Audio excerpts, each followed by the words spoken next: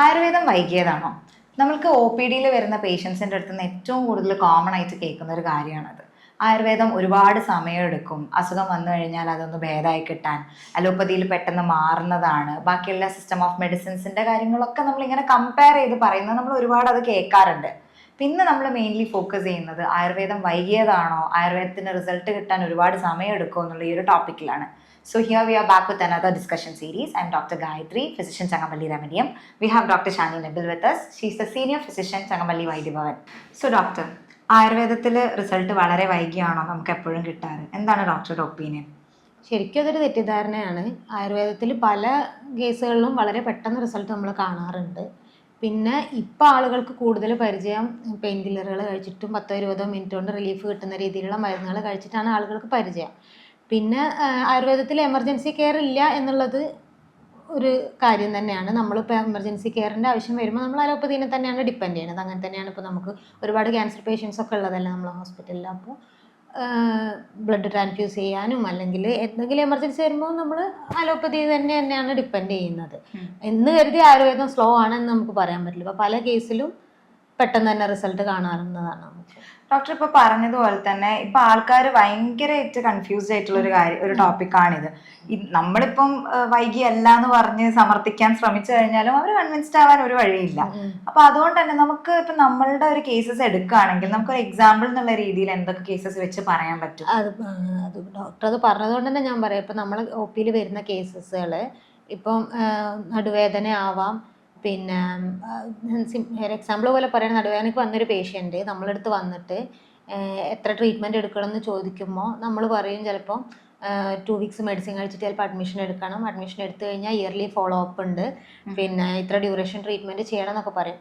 എപ്പോഴും ആയുർവേദം മുന്നിലേക്ക് നിൽക്കുന്നത് മൂലകാരണത്തിനെ ഒഴിവാക്കുക എന്നുള്ള രീതിയിലാണ്. അതായത് രോഗം ഉണ്ടാക്കുന്ന കാരണത്തിനെ ചികിത്സിച്ചിട്ട് രോഗത്തിനെ പൂർണ്ണമായിട്ട് ഒഴിവാക്കാനാണ് എപ്പോഴും ആയുർവേദം ശ്രമിക്കുന്നത്. അതുകൊണ്ട് തന്നെ ആ ഒരു ഡ്യൂറേഷൻ ഇമ്പോർട്ടൻ്റ് ആണ്. നമ്മൾ സിംറ്റമാറ്റിക് ആയിട്ടുള്ള ട്രീറ്റ്മെൻറ്റ് മാത്രമല്ല ചെയ്യുന്നത്. അപ്പോൾ അതിനനുസരിച്ചുള്ളൊരു വ്യത്യാസം എന്തായാലും ചികിത്സയിൽ കാണും. അപ്പോൾ ഇങ്ങനെ ഈ ഒരു രീതിയിൽ നമ്മൾ പേഷ്യൻറ്റിനോട് ഇത്ര ഡ്യൂറേഷൻ ഉണ്ടാകുമെന്ന് പറയുമ്പോൾ പേഷ്യൻ്റ് പറയും ഒരുപാട് സമയം എടുക്കില്ലേ എന്ന് പറയും. എന്ന് പറഞ്ഞ് പോയ പേഷ്യൻസ് ചിലപ്പോൾ 4-5 വർഷം കഴിഞ്ഞിട്ട് വീണ്ടും നമ്മളടുത്ത് വരും. രോഗം മാറിയിട്ടില്ല, എന്നിട്ട് ചോദിക്കും പെട്ടെന്ന് മാറുമെന്ന് ചോദിക്കും. അപ്പോൾ ഈ 4-5 വർഷം എവിടെ പോയി? മറ്റൊരു ചികിത്സകൾ ചെയ്തിരുന്നു, അവർക്ക് പൂർണ്ണമായിട്ടൊരു മാറ്റം അതിൽ നിന്ന് വന്നിട്ടില്ല. വീണ്ടും നമ്മളടുത്തേക്ക് വരുമ്പോൾ ചിലപ്പോൾ അത് 3 വർഷം കൊണ്ട് ചിലപ്പോൾ നമ്മൾ ട്രീറ്റ്മെൻറ്റിൽ ആള് പൂർണ്ണമായിട്ട് മാറിയിട്ടുണ്ടാവും. പക്ഷേ ഈ 5 വർഷം അവരൊന്നും അല്ലാത്ത രീതിയിലായി പോവുകയാണ് ചെയ്യുന്നത്. പിന്നെ പലപ്പോഴും നമുക്ക് ഒ പിയിൽ വരുന്ന കേസുകൾ ഇമ്മീഡിയറ്റ് ആയിട്ട് റിസൾട്ട് കാണുന്ന എത്രയോ കേസുകളുണ്ട്. ഇപ്പോൾ ഒരു ഗ്യാസ് നിറഞ്ഞിട്ടുള്ളൊരു ബുദ്ധിമുട്ട്, അസിഡിറ്റി കേസുകളിൽ അല്ലെങ്കിൽ അജീർണാവസ്ഥയിലൊക്കെ നമുക്ക് പെട്ടെന്ന് റിസൾട്ട് കാണാൻ പറ്റുന്നതാണ്. പഞ്ചകർമ്മ ചികിത്സകളും ഉണ്ട്. ഇപ്പം വിരേചനം അല്ലെങ്കിൽ നസ്യമൊക്കെ പെട്ടെന്ന് റിലീഫ് തരുന്ന ടൈപ്പ് ഓഫ് ട്രീറ്റ്മെൻറ്റുകൾ തന്നെയാണ്. രക്തമോഷണം, ഇതൊക്കെ നമുക്ക് പെട്ടെന്ന് റിസൾട്ട് കാണുന്ന കേസുകൾ തന്നെയാണ്.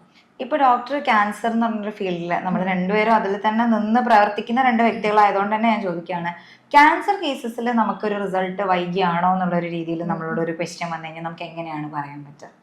ക്യാൻസർ കേസിൽ ഇപ്പം നമ്മളടുത്ത് വരുന്ന പേഷ്യൻസിന് നമ്മളെപ്പോഴും അഡ്മിഷൻ എടുക്കുന്നതിന് മുന്നേ ഒരു 2 വീക്സ് മെഡിസിൻ കൊടുത്തു നോക്കാറാണ് പേഷ്യൻറ്റിന്.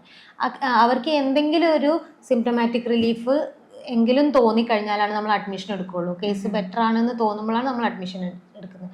അഡ്മിഷൻ എടുത്ത കേസുകൾ ഇപ്പോൾ മോസ്റ്റ്ലി നമ്മൾ കാണുന്നത് എന്ന് വെച്ചാൽ ഈ ക്യാൻസർ കേസുകളിൽ ഒരുപാട് ബുദ്ധിമുട്ടുകൾ അനുഭവിക്കുന്നവരാണ്, മാനസികമായിട്ട് ശാരീരികമായിട്ട്. അപ്പോൾ അവർക്ക് മെയിനായിട്ടുള്ള ഇപ്പോൾ കീമോ, റേഡിയേഷൻ അല്ലെങ്കിൽ സർജറി ഒക്കെ കഴിഞ്ഞ കേസുകളിൽ അവർക്ക് പ്രധാനമായി കാണുന്ന ബുദ്ധിമുട്ടുകൾ ഭക്ഷണം കഴിക്കാനുള്ള ബുദ്ധിമുട്ട്, മലം ശരിക്ക് പോവാതിരിക്കുക, ശോധനക്കുറവ്, അല്ലെങ്കിൽ വിശപ്പ് കുറവ്, ക്ഷീണം, തളർച്ച, ഇത്തരത്തിലുള്ള ഒരു ബുദ്ധിമുട്ടുകളാണ് മെയിനായിട്ട് കാണാറുള്ളത്. പിന്നെ സ്കിന്നിലുള്ള റാഷസ്, ഇതൊക്കെ നമ്മളൊരു സെക്ഷൻ ഓഫ് ട്രീറ്റ്മെൻറ്റ് കഴിയുമ്പോഴത്തേക്ക് നല്ല രീതിയിൽ ഇമ്പ്രൂവ് ആയിട്ട് തന്നെയാണ് നമ്മൾ കാണുന്നത്. നല്ല പിഗ്മെൻറ്റേഷൻ ഉണ്ടാവാറുണ്ട് കീമോ ഒക്കെ കഴിഞ്ഞ് വരുന്ന പേഷ്യൻസ്. ഫസ്റ്റ് സെക്ഷൻ അഡ്മിഷൻ കഴിയുമ്പോൾ തന്നെ നല്ലൊരു ശതമാനം അത് കുറയാറുണ്ട്. പിന്നെ അപ്പോഴും നമ്മൾ ചികിത്സ മുഴുവനായിട്ടില്ല എന്ന് തന്നെ നമ്മൾ പറയാം. കാരണം എന്തുകൊണ്ടാണ്, നമുക്ക് ഈ രോഗത്തിന് കംപ്ലീറ്റ് ആയിട്ടാണ് മാറ്റേണ്ടത്, ഈ ഒരു സിംറ്റത്തിനല്ല നമുക്ക് മാറ്റേണ്ടത്. അതുകൊണ്ട് തന്നെയാണ് എപ്പോഴും ആയുർവേദം വൈകിയാണെന്നുള്ളൊരു ജഡ്ജ്മെൻറ്റ് വരുന്നത്. നമ്മളിപ്പം വേറൊരു സിസ്റ്റം ഓഫ് മെഡിസിനെ കമ്പയർ ചെയ്ത് പറയുകയാണെങ്കിൽ നമുക്ക് കുറച്ച് മെഡിസിൻസോ കേസസോ ലിസ്റ്റ് ഔട്ട് ചെയ്തെടുത്ത് പറയുകയാണെങ്കിൽ തന്നെ എന്തായിരിക്കും അതിനുള്ള ഡിഫറൻസസ്? എങ്ങനെ നമ്മളിപ്പോ ഒരു റിസൾട്ട് ഉണ്ട് എന്ന് ആൾക്കാരെ കൺവിൻസ് ചെയ്യാൻ വേണ്ടി ഇപ്പൊ പെട്ടെന്ന് ഒരു പനി വന്നാൽ നമ്മളെ കയ്യിൽ മരുന്നില്ല എന്നുള്ളൊരു രീതിയിലാണ് അവര് ഒരിക്കലും അല്ല. പനിക്ക് നമ്മള് എൻ്റെ മക്കൾക്ക് ഞാൻ പനി വന്നാൽ എൻ്റെ മരുന്ന് തന്നെയാണ് കൊടുക്കുക, ആയുർവേദ മരുന്നുകൾ തന്നെയാണ് ചെയ്യാറുള്ളത്.